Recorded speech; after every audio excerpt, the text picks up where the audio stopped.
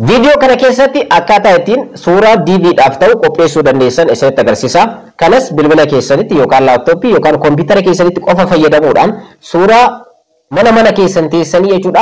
Mana suuraa osoo hin deemin suuraa DV'dhaaf ta'u bilbila keessanii qopheeffachuu dandeessan. Steppii baay'ee tokko salphaa ta'edha. Steppii kana qofa afaan bu'uudhaan suuraa DV'dhaaf ta'u qopheeffachuu dandeessan. Suuraa DV'dhaaf ta'u kana qopheeffachuudhaaf dhaggeeffattoota koo steppii anamma isinitti agarsiisu kan seera isaa akkanumallee ulaagaa ittiin kaatantu jira. Suuraa akkanumaan ka'an DV'dhaaf qopheessuun hin danda'amu. Suuraa akkanumaan ka'uun hin barbaachisu. Seera ulaagaa mataa fi qaba kan DV'dhaaf qophaa'e suuraan akkaataa ittiin ka'uu dandeessan steppiidhaan seera isaas maal akka fakkaatu wajjin ilaalla jechuudha. Egaa akkuma asirratti argartan suuraawwan kanneen argaa jirtanii egaa dhaggeeffattoota koo suuraawwan kunneen sirriitti mul'ata. Akkanumallee backgroundin isaa adiidha. Fuulli sirriin ni mul'ata, gurri ni mul'ata, ijji ni mul'ata. Wanti hundi qualityidhaan mul'ata jechuudha. Egaa steppii kanaan kan ka'uu qabdan akkuma asirratti argartan isa kana right irra godhee jira, isa kanaadha jechuudha. Akkuma asirratti argartan inni kun right ta'ee jira. Inni kun immoo akkuma asirratti argartan gaaddiduu ofirraa qaba jechuudha. Fuuldurarraa xiqqoo dabzaz jedhee jira, sirrii miti. Inni kun immoo ifni itti baay'atee jira. Suuraadha garuu ifni itti baay'atee jira. Inni kun immoo dhaggeeffattoota koo haala kanaan ka'uu dandeessan. Inni kun immoo duuba irratti akkuma asirratti argartan gaaddiduu ofirraa qaba. Gaaddiduu duuba yeroo suuraa kaatan duuba suuraa keessanii gaaddiduun jiraachuu hin qabu. So kanaadha. Egaa dhaggeeffattoota koo akkaataa kanaan steppii amma asirratti argartan kanaan akkaataa ittiin suuraa steppii sirrii ta'ee fi karaa sirrii ta'een kaatanii suuraa san qopheeffachuu dandeessan amma steppiidhaan isinitti agarsiisa jechuudha. Sababni isaas dhaggeeffattoota koo steppii sirriidhaan yoo kan hin kaane ta'e dhaggeeffattoota koo suuraan sun fudhatama argachuu hin danda'u. DV yeroo guutan isinirraa fudhachuu hin danda'u. Bakki itti suuraa faayilii suuraa itti galchitantu jiras bakki sun isinirraa fudhachuu hin danda'u. Mallattoo diimaa isinitti ibsa jechuudha. So bifa amma isinitti agarsiisu kanaan steppii amma isinitti agarsiisu kanaan yoo kan fayyadamtan ta'e mana keessan teessanii bakka barbaadanitti suuraa DV'dhaaf ta'u qopheessuu dandeessan. Kanas akkaataa ittiin qopheessitan viidiyoo kana keessatti ni ilaalla.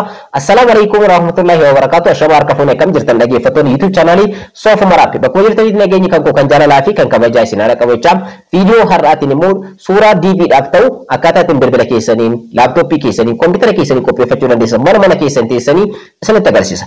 Egaa dhaggeeffattoota koo fuula weebsaayitii kanarratti argamna. Fuula weebsaayitii kanarratti seerota jiran ulaagaalee suuraa DV'dhaaf ta'u ittiin qopheessan kan mataa isaa qaba ni ilaalla.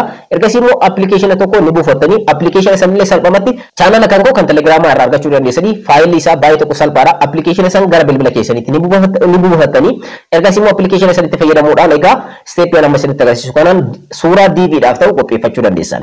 Steeppiin isaa baay'ee tokko salphaadha. Hanga dhuma viidiyoo kanaatti na daawwachuudhaan irraa fayyadamaadha. Obboleewwan yeroo jalqabaatiif gara YouTube chaanaalii kanatti dhuftan YouTube chaanaaliin kun YouTube chaanaalii barnootaati waan ta'eef subscribe gochuudhaan gara maatiiwwan keenyaatti dabalamaadha. Viidiyoo kana immoo like share gochuudhaan hiriyoota keessan dhaqqabadhaa. Gara barnootichaatti. Egaa duraan dursee seerri yookaan ulaagaan suuraa DV'dhaaf ta'u barbaachisu maalidha kan jedhu haa ilaallu. Jalqaba irratti dhaggeeffattoota koo suuraan keessan qulqullinaan kan ka'e ta'uu qaba. Lammaffaa immoo backgroundin isaa adii ta'uu qaba. Suura kamiyyuu bakka backgroundin isaa yookaan duuba suuraa keessanii adii ta'utti ka'uu qabdanii.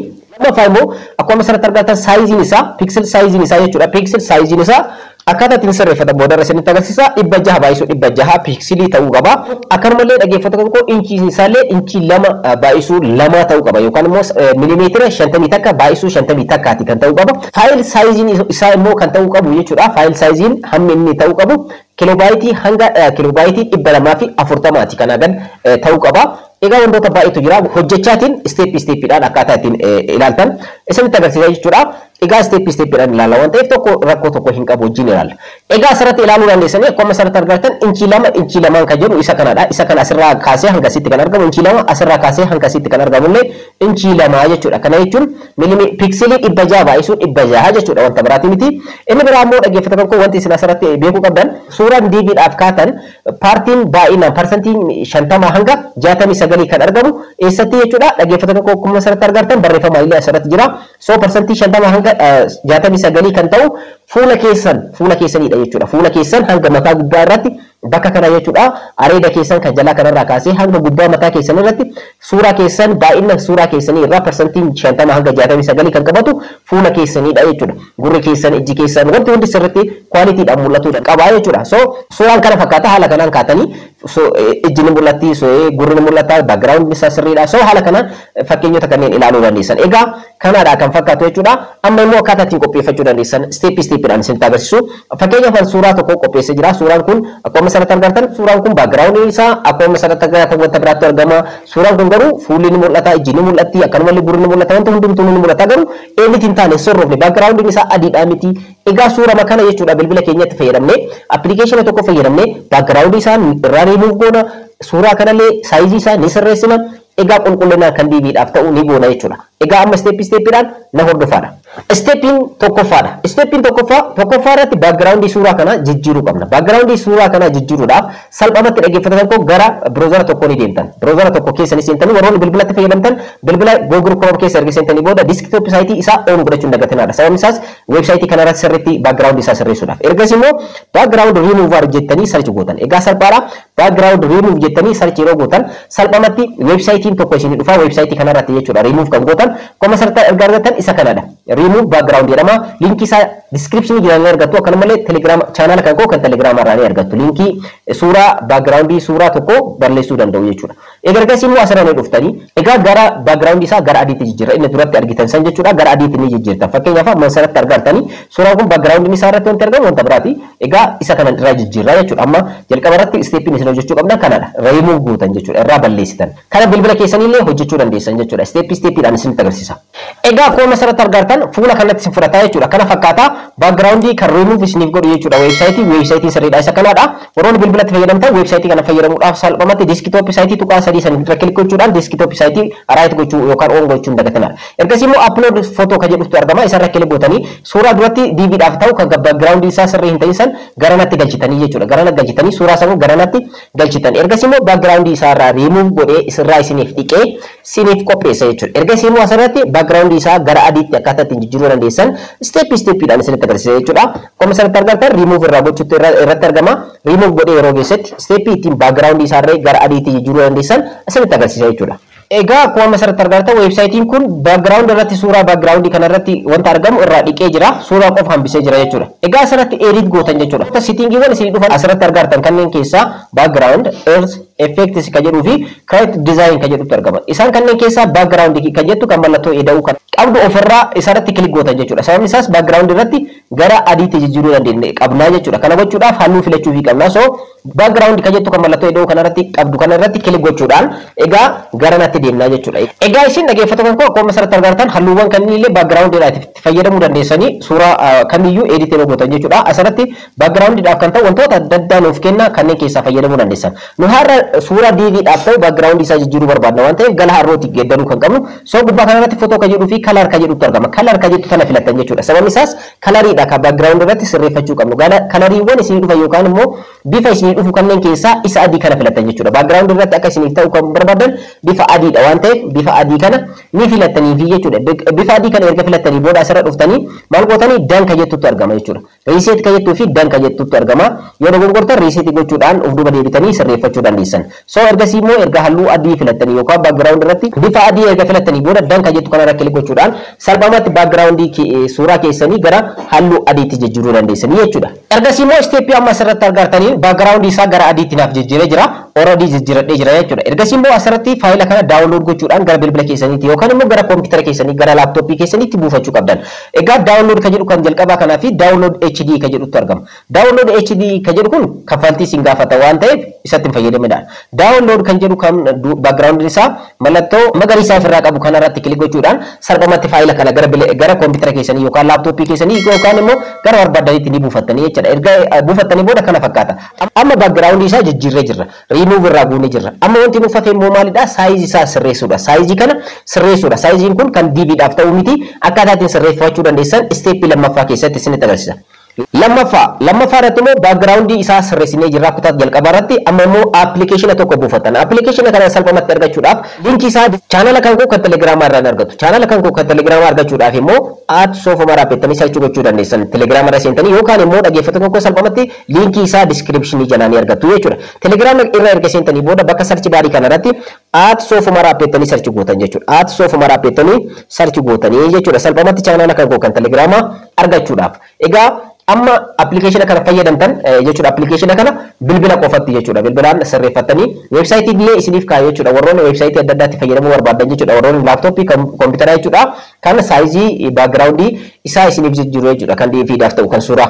So Telegram irratti search erga gootanii booda Soofumar Media kan jedhu subscriber 3,300 ol kan qabu irratti kilik gochuudhaan gara fuulduraatti deemtanii jechuudha. Egaa dhaggeeffattoota koo baay'ee tokko salphaadha. Isarra kilik gochuudhaan gara fuulduraatti yeroo seentan gara chaanaala kan koo kan Telegiraamaatti isin fudhata. Warroonni hanga ammaatti join gochuudhaan barnoota adda addaa chaanaala kan Telegiraam irraa illee argattu waan ta'eef.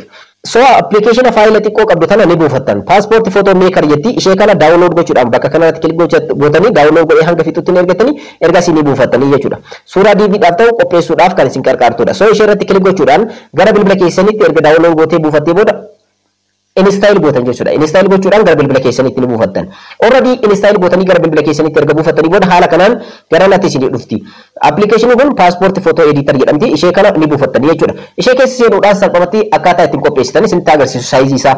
Ergasii immoo get started kan jettutti argama. Ishee irratti kilik gochuudhaan gara keessatti seentan. Egaa asirratti settingiiwwan baay'eetu argama. Kanneen keessaa kan jalqaba isin filattan new photo kan jettu kana ni filattan jechuudha. Sababni isaas suuraa DV'dhaaf qopheessine kan itti fayyadamnu saayizii isaa kan sirreessinudha. Faayidaan isaa baay'eedha. Akkuma asirratti argattan wantoota baay'eedhaaf itti fayyadamuu dandeessan application kana. Paaspoortiidhaaf kan ta'u suuraa qopheessuudhaaf isin fayyada. Kanneen baay'ee qaba jechuudha. Isin asirratti add your own size kan jettutti argama. Mallattoo jedhamu kan ofirraa qabdu mallattoo magariisaan duubarratti kan argamu jechuudha. Add your own size kan jettu kanarra kilik gochuudhaan akkuma asirratti argattan asirratti saayizii ni sirreessitanii jechuudha. Jalqaba irratti unitiidha. Unity keessaa kan filattan pixeliidha. Millimeetira illee jira, seentimeetira jira, inchiin jira. Kanneen keessaa pixel kan jettu filattanii jechuudha. Asirratti yoo select isiniif hin godhin mallattoo rog-sadeetu argama. Isarratti kilik gochuudhaan pixelii isaa jalqaba ni sirreessitan. Ergasii immoo widthii fi heightii filattan jechuudha. Kana jechuun dheerinaa fi bal'ina isaa ni filattan. Kana jechuun maal isin jedhee jira? Pixelii 600 baay'isuu pixelii 600 isin jedhee jira. Haala kanaan pixelii 600 baay'isuu pixelii 600 jettanii ni guuttanii unity filannee fi jira. Amma immoo kan nuufaa fuudha jechuudha. Dhaggeeffattoota koo head kan jedhudha. Head kan jedhu kanarratti fuula keessan percentii 50 hanga 69 tu mul'achuu qabaa isin jedhee isiniif ibsee jira.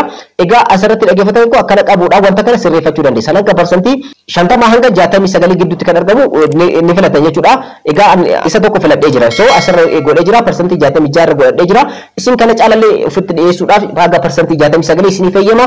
Percentii 50 hanga 69 tti waan ta'eef. Ergasii immoo bakka kanatti maqaa isaa faayilii keessanii kana ni sirreeffatan jechuudha. Maqaa isaa ni sirreeffatanii maqaa isaa sirriidha. Asirra barreeffachuu ni dandeessan jechuudha. So DV jedhee irra barreessa jiran. Already isin waan barbaadan jettanii irra barreessuu dandeessan. Unity filannee jira pixeliidha. Saayizii isaa yookaan dheerinaa fi bal'ina isaa 600 baay'isuu 600 pixeliidha. Akkanumallee heedii isaa percentii 66 irra godhee jira. Isin percentii 50 hanga 69 gidduutti fayyadamuu dandeessan. Asirratti immoo faayilii isaa maqaa isaa asirra godhadhee jira. Ergasii immoo dan kan jettu kanarra kilik gochuudhaan gara fuulduraatti ni deemna. Ergasii immoo alloo jettan jechuudha permission kennuudhaaf akka hojjetuuf.